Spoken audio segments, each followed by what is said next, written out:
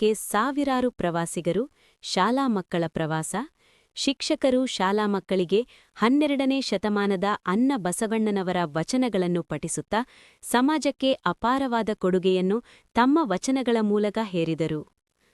ತ್ರಿವೇಣಿ ಸಂಗಮದಲ್ಲಿ ಬೂಟುಗಳ ಓಡಾಟ ಬಲು ಜೋರು, ಶಾಲಾ ಮಕ್ಕಳಿಗೆ ಬಲು ಖುಷಿ.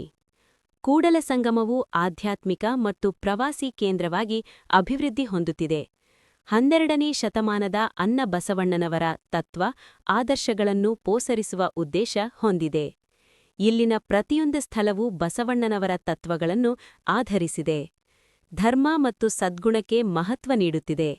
ಬಸವೇಶ್ವರರ ಐಕ್ಯ ಮಂಟಪ, ಬಸವ ಧರ್ಮಪೀಠ, ಚಾಲುಕ್ಯ ಶೈಲಿಯ ಪುರಾತನ ದೇವಾಲಯವಾದ ಶ್ರೀ ಸಂಗಮೇಶ್ವರ ದೇವಾಲಯ.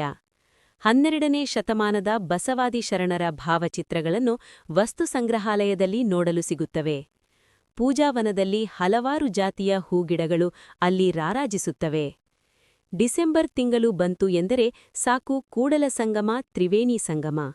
ಶಾಲಾ ಮಕ್ಕಳನ್ನು ರಾಜ್ಯದ ಮೂಲೆ ಮೂಲೆಗಳಿಂದ ಶಾಲಾ ಮಕ್ಕಳು, ಪ್ರವಾಸಿಗಳು, ಪಕ್ಕದ ರಾಜ್ಯಗಳಾದ ಮಹಾರಾಷ್ಟ್ರ, ಆಂಧ್ರಪ್ರದೇಶ, ಕೇರಳ ರಾಜ್ಯಗಳಿಂದ ಪ್ರವಾಸಿಗರನ್ನು ಕೈಮಾಡಿ ಕರೆಯುವಂತಾಗಿದೆ. ವರದಿ: ಸಂಗಮೇಶ ಅಮರಗೋಳ.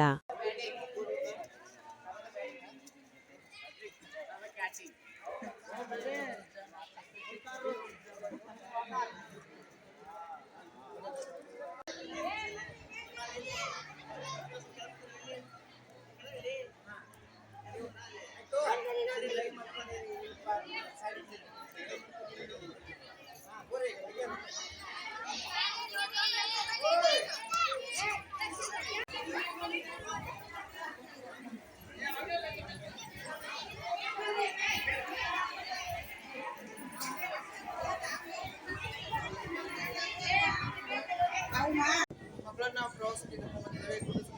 ನೋಡ್ಕೊಂಡು ತುಂಬ ಎಲ್ಲರಿಗೆ ಖುಷಿ ಅನಿಸುತ್ತೇವೆ. ಮಕ್ಕಳಿಗೆ ನೀರನ್ನ ಎಲ್ಲ ತೋರಿಸ್ತೇವೆ. ಇಲ್ಲಿ ಬಗ್ಗೆ ವಿಶೇಷತೆಯನ್ನು ಮಕ್ಕಳಿಗೆಲ್ಲ ತಿಳಿಸ್ಕೊಡ್ತೇವೆ. ತುಂಬ ಎಂಜಾಯ್ ಮಾಡಿ ತುಂಬ ಚೆನ್ನಾಗಿ ಎಲ್ಲರೂ ಬರಬೇಕು, ಯಕ್ಷಣೆ ಮಾಡಬೇಕು.